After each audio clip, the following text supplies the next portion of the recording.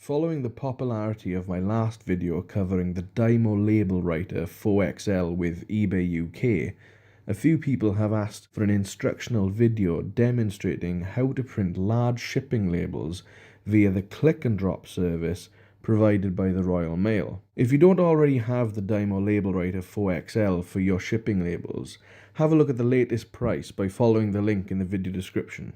Printing large postal labels with the Dymo LabelWriter 4XL is as simple as printing to any normal printer connected to your laptop or your computer. Some other postal label printers require that you use their software to make use of their label printer, slowing your workflow down, which means getting less done on time.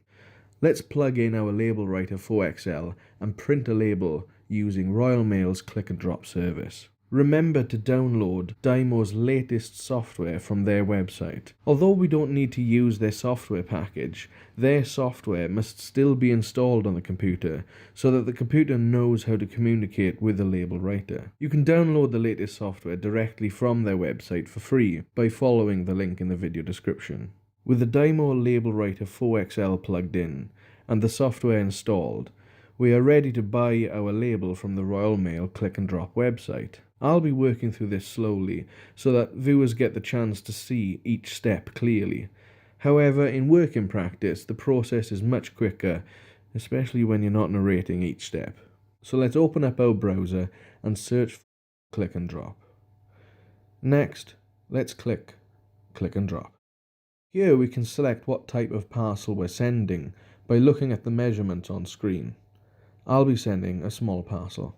United Kingdom is already selected for me, but if you're sending a package abroad, the process is exactly the same, although you might need to make a customs declaration CN22 form. I'll be making a video about a really quick way to print out your CN22 customs declaration labels, so hit subscribe to see that video, or check this video's description for a link if it's already released. I'm going to say my package is around 190 grams, although I'll check it later just to be certain. Let's press continue. Here you can see the size and weight details of each parcel type.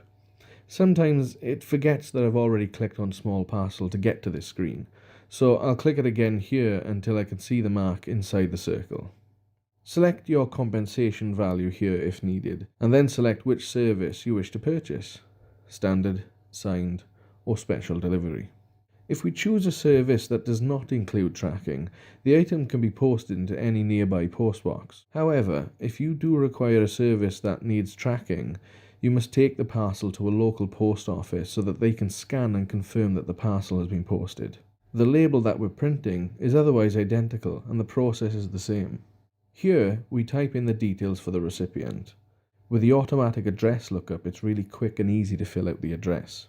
Pop the customer's name into the boxes, type or paste the postcode into the box, and just click on the house number. The rest gets filled in for you, and you can see the layout preview on the right. So have a quick look just to make sure the address is correct, and let's continue. The next screen looks very similar, but here we enter a return address, using the same quick address lookup system. The return address is also printed on the shipping label, just in case anything goes wrong with the recipient's address. And if needs be, you also have the option of hiding the return address if needed. In the last section, we see a confirmation of all the information that we've entered, so we can quickly spot any errors before paying for the label to print out. In my case, I've seen that I've entered the wrong weight for my parcel, so to change that, I'm going back to the first step and entering the correct weight. The system remembers the information entered because we haven't left the web page yet, but we do have to press continue on each step again to get back to the end. The last box asks for my email address. Here I will enter my PayPal email address since the payment process is much quicker that way. You can choose to stay logged into PayPal, which makes the process a little bit quicker each time, especially if you're printing out a lot of labels in the future. Once the payment is confirmed, you will see this checklist progressing, as your label is being generated by the Royal Mail system. After a few moments, the label is ready to be printed. This icon is the link to your newly created postal label, and if needed, this icon is for downloading a proof of postage certificate, which you would print out on a normal A4 printer. To download the label to your computer ready to print, click this top image here. This label is downloaded to your computer's default download folder. Once it has finished downloading, simply click the downloaded file to open it, or open your computer's download folder and open it there. But I'll close this and open it from within Chrome. Here you can see the file contains more than just the label to be printed, but for the purposes of the label, we can ignore most of the other details.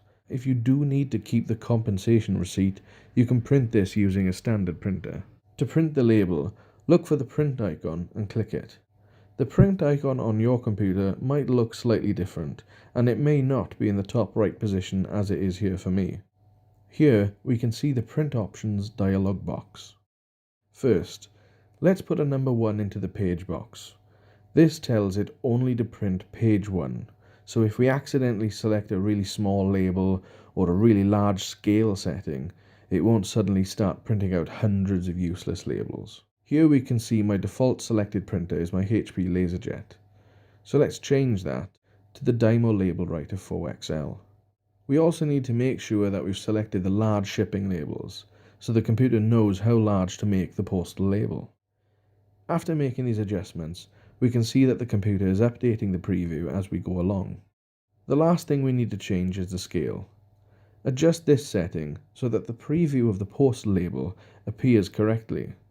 The larger you can make it without cutting off important information, the better. And that's it. Just click print and attach your label to your parcel. Thanks for watching. Please feel free to leave any questions below and I'll try my best to answer them. And like and subscribe if you'd like to see more. Oh, and don't forget to check out the latest price of the LabelWriter 4XL. You can use the link in the top of the video description. Thanks.